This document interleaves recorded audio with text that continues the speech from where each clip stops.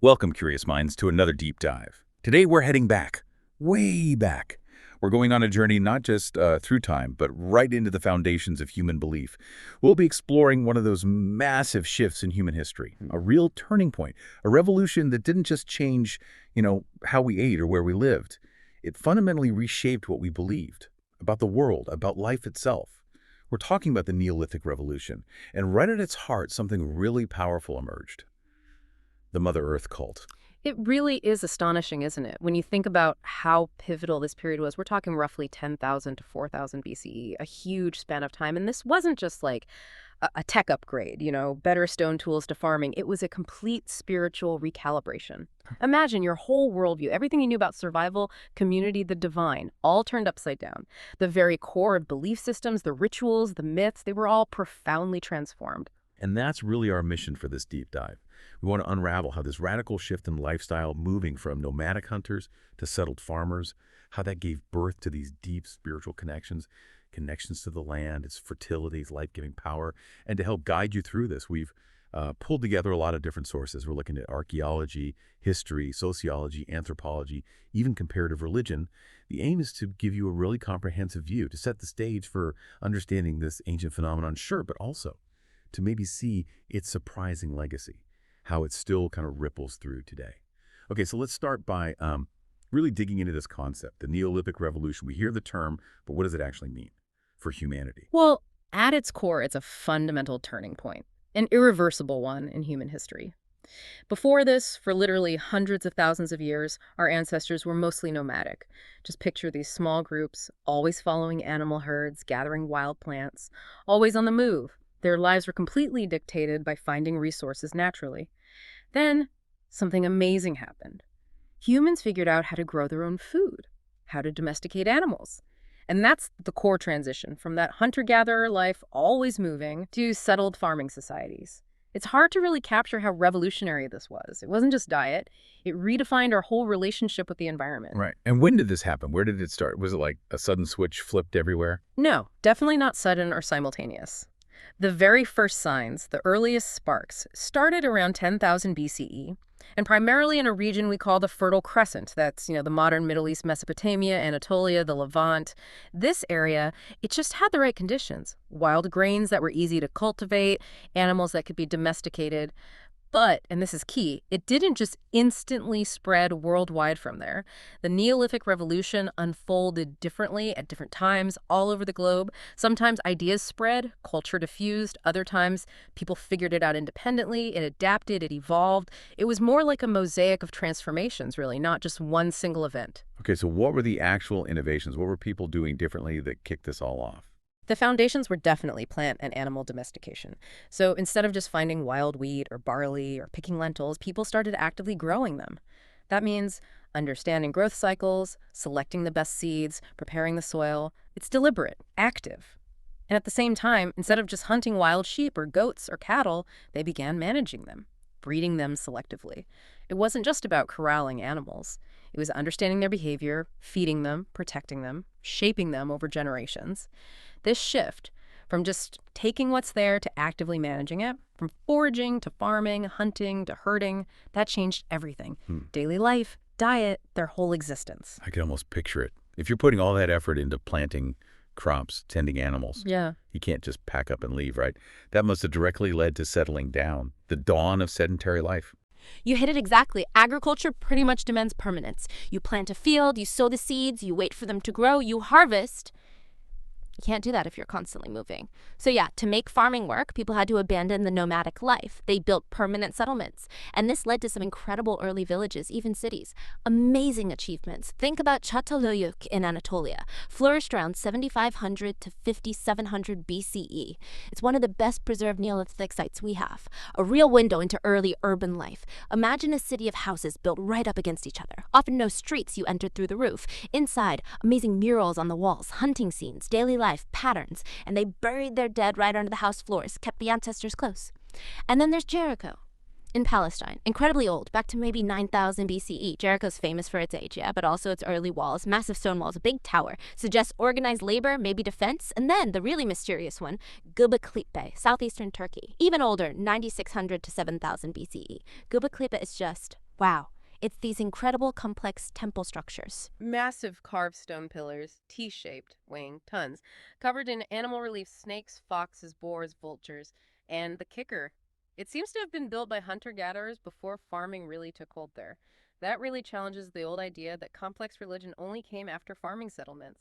It makes you wonder, did shared belief, ritual gatherings maybe help people settle down, or even push them towards it? That is mind-boggling. Göbekli especially. Wow. Okay, so if you have stable food, you get surplus food, more than you need right now.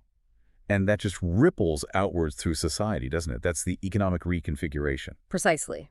Agriculture meant not just reliable food, but often more food, a surplus. First time in history people could consistently produce more than they needed just to survive day to day. That's surplus. Absolute game changer. It allowed for, well, complexity. Social classes might start to emerge who controls the surplus. Not everyone needed to farm all day, so you get specialized labor. Potters, weavers, builders, maybe early priests or shamans focused on ritual. And critically, surplus means you can trade, exchange goods for things you don't have locally, networks start forming. Economies get more complex. Which logically leads to a much more complicated, layered society. It's not just about food production anymore. It's a huge leap in social and cultural evolution. Absolutely. Sedentary life, larger groups living together permanently, it just fosters more complex social structures. You need new ways to organize the community, manage resources, settle disputes, maybe early forms of governance. We see art flourish, not just cave paintings, but sophisticated pottery, sculpture, big architecture, and crucially, more complex, organized religious rituals start appearing. It's really no coincidence that belief systems like the Mother Earth cult became so prominent then. These spiritual ideas were a direct reflection of this new life. Tied to the land, its bounty, the cycles that now ruled their world, their whole cosmology shifted. So how did all this change, this new way of living, actually shape people's spiritual beliefs? How did it get woven into their understanding of the world? It's fascinating. The revolution fundamentally altered humanity's relationship with nature. It wasn't just passive dependence anymore. It was more like an active partnership, or an attempt at one. People became incredibly acutely aware of natural cycles because their lives depended on them.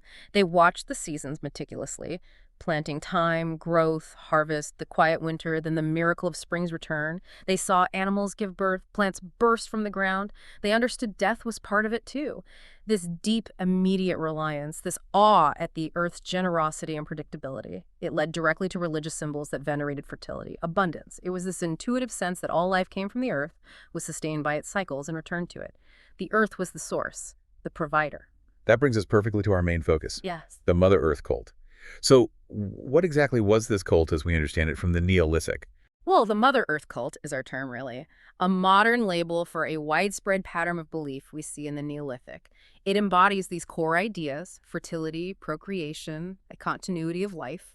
And almost always, it's represented by a powerful female goddess figure. It wasn't necessarily one single unified religion with a set name back then, but the similarities across different cultures are just striking. And what did she stand for? Specifically, what was her deeper meaning for these people? She represented nothing less than nature's incredible productive power. Think about it. The soil's fertility, plants growing from seemingly dead seeds, the birth of animals, human reproduction, all of it.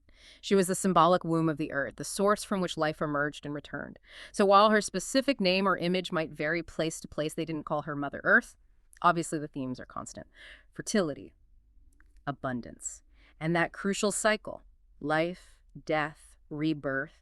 She was seen as this cosmic mother, the ultimate generator and guardian of life's continuation. Okay, here's the big question then.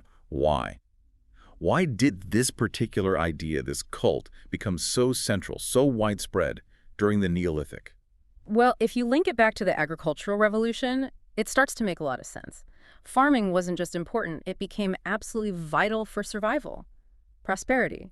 When your entire existence hinges on the land producing food, on the soil being generous, then the soil itself, the earth beneath your feet, gets elevated. It becomes sacred. Almost like a living, motherly being, it literally nurtured everything, the plants, the animals, and them. This deep dependence strengthened that perception of land as holy, a provider needing respect, reverence. The mother metaphor was just natural. It feels intuitive, doesn't it? You see seeds sprout, animals born, and you look at human birth. It connects. Exactly. These people were incredibly sharp observers, much more attuned than many of us are today. They watched with wonder seeds sprouting from bare earth, new life emerging from animals, the mystery of human birth. They couldn't help but see the parallels, the Earth's power to regenerate, and their own reproductive processes. A vast, interconnected web. So female figures, as the direct source of human life and nurturing, became potent symbols for that whole cycle. Generation, growth, renewal. It reflected their most immediate vital experiences. And the rhythm of the seasons must have played a huge role in that spiritual understanding, too. Oh, absolutely. The impact of watching the seasons change, planting in spring, growth in summer, harvest in autumn, the seeming death of winter that deeply reinforced ideas of death and rebirth. The land died each winter, only to be miraculously reborn in spring. This constant, reliable cycle was central to their hope, their understanding of how things worked. So Mother Earth wasn't just the source of life, she was also the guardian of these cycles, the one who ensured abundance returned after scarcity, a promise of renewal. She anchored their whole view of the cosmos. Which raises a key point about the society itself. What about women's roles? Did that contribute to the cult's prominence? That's a really interesting area and definitely something researchers debate. There's a strong theory that women played very significant, maybe even pioneering, roles in early agriculture and food production.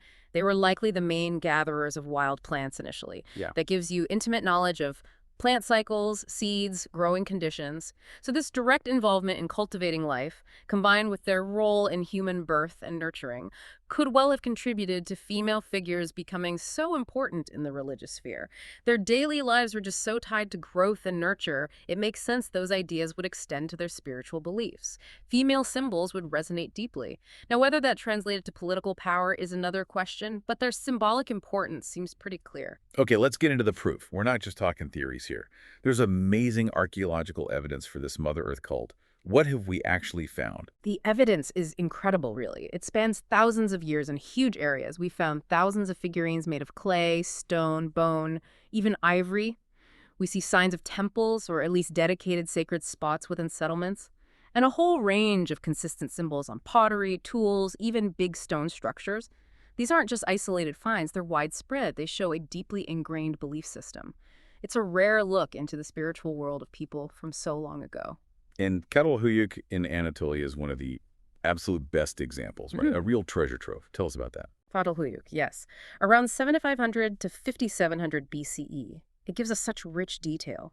The most iconic finds are these numerous figurines, mostly small, made of clay or stone, and they typically have exaggerated female features, wide hips, large breasts, often shown seated or even giving birth.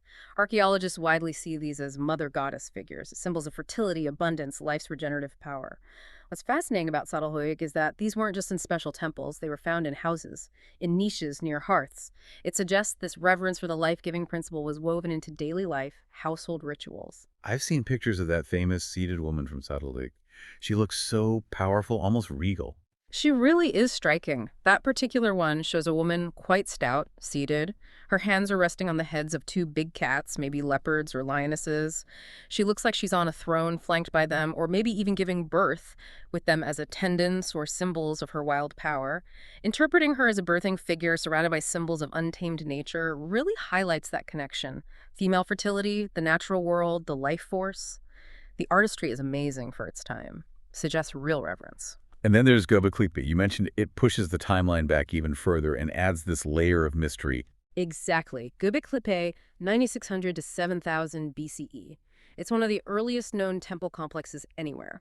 And crucially, predates widespread farming in that area. It has those huge T-shaped stone pillars arranged in circles covered in animal carvings.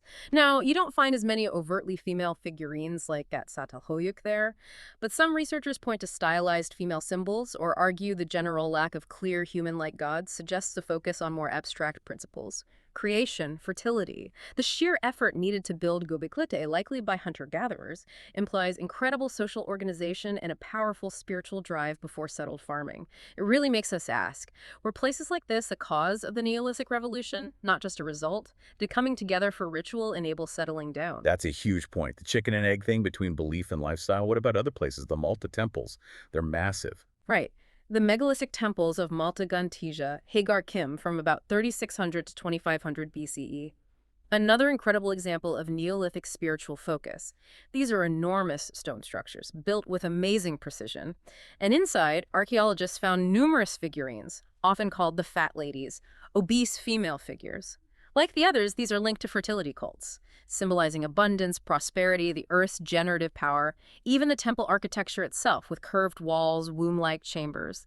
It seems to echo that reverence for the feminine, the earth's creative force. Some even think they were places for oracle readings or trance states connected to the goddess. And even further back, those European Venus figurines. They started before the Neolithic, but seem to carry through. Yes, figures like the Venus of Willendorf, Venus of Lossel, found across Europe dating way back 25,000 BCE or even earlier. They definitely predate the Neolithic. But the fact that similar forms continued into the Neolithic shows how deep these fertility ideas run in human culture. They have those typical exaggerated features, breasts, hips, vulva, often no clear face or limbs. It's about the symbol, not a portrait. Small, portable, maybe personal charms, ritual objects. Their clear link to fertility connects our earliest hunter-gatherer ancestors to the later farming societies. It highlights this ancient, ongoing human focus on life, reproduction, creation. So we have all this amazing evidence, figurines, temples, symbols. But is everyone agree these were all goddesses in the sense we think of gods today? Is there debate? Yes. This is where the scholarly nuance comes in, and it's important. While mother goddess is a common term and useful shorthand, some archaeologists really question it. Ian Hodder, for example, who excavated Çatalhöyük for years, he and others suggest these figures might not be direct deities like, say, Zeus or Isis. Maybe they represent ancestors, spirits, mythological figures, or even just abstract ideas of fertility and life force, not a specific goddess personality. It encourages us to think beyond a simple one-to-one meaning. Their worldview is different. It's a moment of scholarly humility, reminding us we're interpreting symbols across a vast cultural gap. What seems obvious to us might not have been their exact understanding. What did deity even mean back then? That's a really important distinction. Makes it even more fascinating. So beyond the figures, how was this cult practiced? What rituals, what symbols were part of their lives? Well, the archaeology gives us clues, tantalizing glimpses.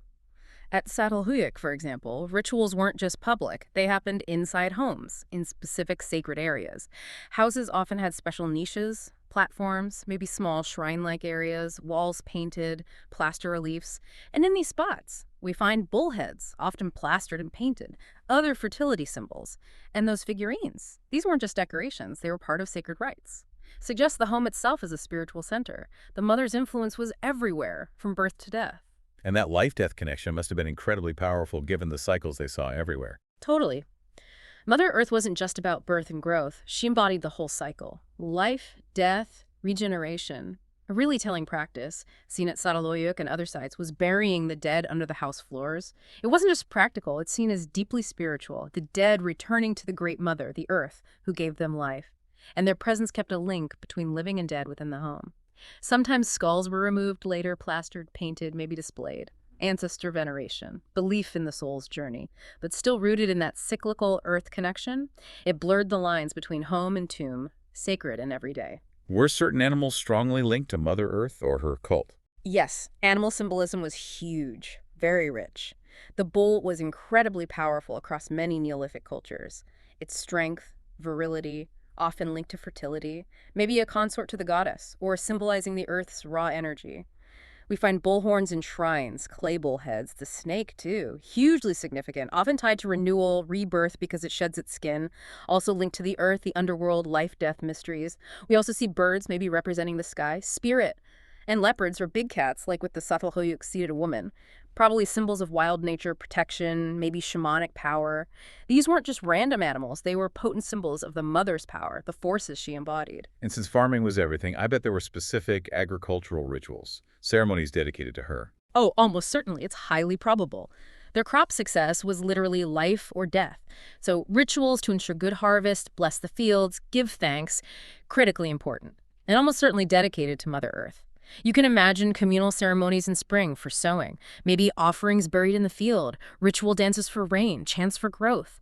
And harvest time, feasts, Thanksgiving ceremonies, celebrating the bounty, appeasing her for next year. These rituals weren't just symbolic gestures. They were seen as essential acts, guaranteeing abundance, maintaining that sacred contract with the life-giving land. Their whole year revolved around these rites. Okay, this leads us to another really interesting, sometimes controversial area. How this cult might reflect Neolithic society, particularly gender. Let's talk about the matriarchy debate. Right.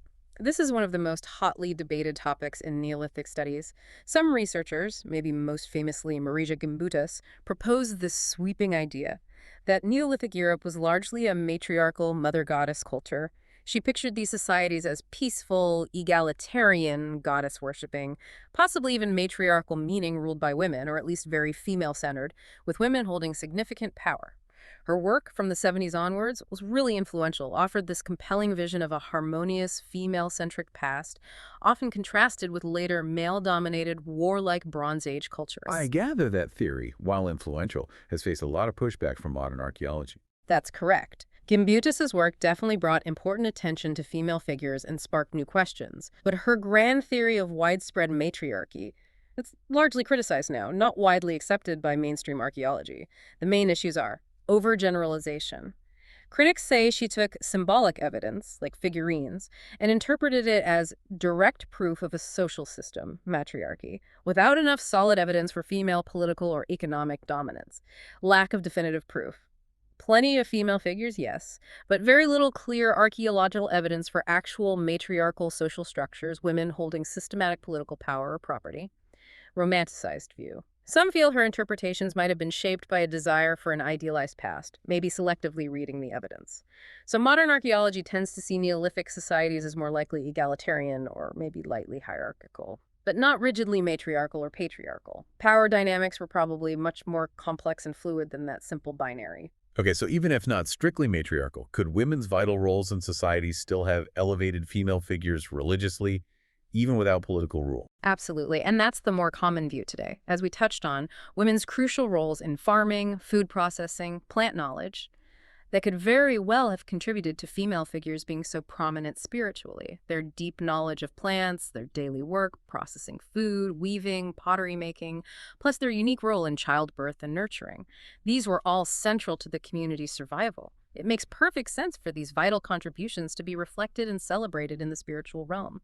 Female symbols become powerful and resonant, regardless of who held formal political power. And were these Mother Earth figures just about female power? Or was the symbolism broader than specific gender roles? That's a great question. It seems the focus was likely broader. These figures, emphasizing fertility and abundance, probably highlighted a universal concept, the life cycle, generative power itself, which really goes beyond just one gender. It was about the force that sustains all life. And actually, we do find male figures and symbols in fertility contexts, too. Phallic symbols at Göbekli, depictions of powerful male animals like bulls. This suggests a wider focus on reproduction, survival, maybe the complementary roles of male and female principles in life cycles. It wasn't necessarily about one gender dominating, but maybe a more holistic view where both were essential for life to continue. The focus was on the process of creation and renewal. It's clear this cult was widespread, but did it look the same everywhere? Any major regional differences? Yeah, there were definitely regional variations, even if those core themes, fertility, abundance, life cycle, stayed pretty consistent.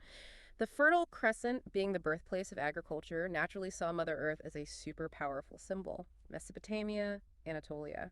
Sites like Çatalhöyük, Göbekli Tepe, they show just how deeply embedded this belief was there right from the start. The land itself was sacred. As farming spread, so did variations of this reverence.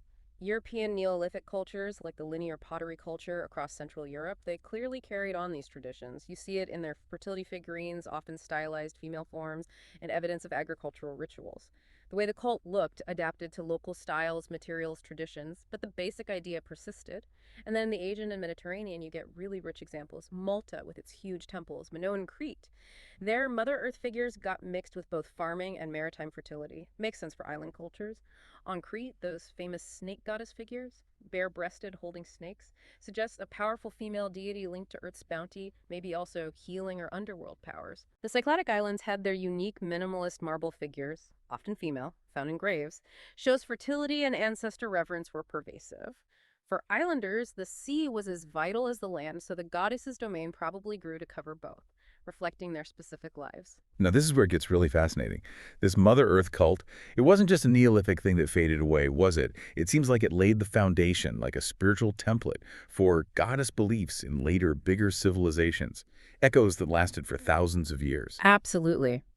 The Neolithic Mother Earth cult created this foundational archetype. It forged these powerful links: female principle, fertility, creation, the essence of life itself, links that resonated deeply and were absorbed, reinterpreted by later cultures. This ancient reverence established a core idea that just kept evolving, showing up in new forms. Can you give us some examples? How did this legacy play out in later, maybe more familiar cultures, like Mesopotamia? Sure. In Mesopotamia, you have powerful goddesses like Inanna for the Sumerians or Ishtar for Akkadians and Babylonians. They clearly inherited traits of fertility and procreation from those earlier traditions. Now, Ishtar was complex goddess of love, sex, beauty, but also war and power, multifaceted. But her connection to agricultural bounty, her role in life-death cycles, her passionate creative energy, that directly echoes the ancient reverence for the Earth's life force. She's that vital energy of creation. What about ancient Egypt? Their pantheon is so rich. In Egypt, look at Isis, hugely revered, goddess of fertility, motherhood, magic, healing. She definitely seems like a continuation, or at least a powerful inheritor, of those Mother Earth qualities. Her link to the Nile's annual flood, absolutely vital for Egyptian farming, connects her directly to that ancient Earth Mother archetype. Isis was the ultimate mother figure, nurturing life, providing food, powerful over nature, even the afterlife. Her whole myth, especially resurrecting Osiris, reinforces those themes of death, rebirth, life's continuity, core Neolithic ideas. And then, closer to home for Western traditions, Greek and Roman myths. Lots of powerful goddesses there. Oh, very clearly. In Greek myth, you have Gaia. She is the Earth Mother, literally, the primordial earth from which everything sprang. Mother of Titans, then the Olympian gods. She embodies the planet's generative power. Then there's Demeter, goddess of agriculture, grain, harvest. Her story with Persephone going to the underworld and returning each year, that perfectly mirrors the seasonal planting, dormancy, rebirth cycle that was so central to Neolithic life. And in Rome, they adopted Cybele, a Phrygian mother goddess. She represented wild nature, mountains, fertility, death, and rebirth cycles. Her ecstatic cult, her links to lions, direct echoes of ancient Mother Earth traditions. So these goddesses, while having their own unique stories and cultural flavors, they definitely carry the spiritual DNA of the ancient Mother Earth. Shows how deep that archetype runs. Which brings us to how we look at this cult today. There are still debates, new perspectives emerging all the time, right? Absolutely. And this is where we need to think critically. We mentioned Maria Gimbutas's mother goddess theory. Hugely influential and sparking interest, yes.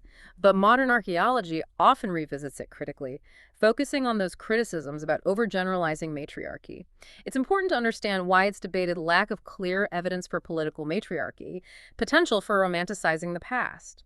The challenge is always interpreting the evidence without imposing our own modern ideas or wishes onto ancient people. And what about feminist archaeology? How do they see the Mother Earth cult? Feminist researchers have been crucial in reevaluating women's roles and female figures in prehistory, challenging older, often male-centered interpretations. They often interpret the Mother Earth cult as reflecting women's historical importance, their contributions, maybe their spiritual authority. It's a perspective that tries to reclaim a narrative where women might have held more prominent roles than traditional history suggested, highlighting the sacredness of female biology, nurturing aspects of early societies. But, like all scholarly theories, these interpretations are also discussed and debated within the field. Sometimes concerns are raised about potential ideological biases influencing interpretation. The goal is finding that balance, recognizing potential power without projecting modern ideas anachronistically. So after all this, are these figures best seen as symbols? Or were they actual named deities? Does that debate still go on? It absolutely does, and it's a wonderfully complex question. Some scholars lean towards the idea that these figures, with their exaggerated features and consistent themes, might primarily hold deep symbolic or mythological meaning, representing abstract concepts, fertility, regeneration, the life force itself, or maybe collective ancestral spirits rather than a single named goddess like we might picture. This perspective encourages us to appreciate the complexity of ancient spiritual thought, to avoid forcing our modern definitions of God onto their beliefs. It really makes you think about what spiritual meaning even is. Maybe it wasn't a single figure, but this pervasive understanding of the world as alive, regenerative, fundamentally motherly. It reminds us spirituality takes countless forms. What an incredible journey we've been on through the Neolithic Revolution. From scattered hunters and gatherers to settled farmers building the first towns, it was such a radical shift in human life. You can still feel the echoes. And right at the heart of it, as we've seen, was this profound presence of the Mother Earth cult, a deep religious and cultural reflection of that new way of living. Her rise wasn't accidental. It was a direct spiritual response to farming, to settling down, to that intense focus on nature's cycles. She became the ultimate symbol of fertility, abundance, and life's mysterious source.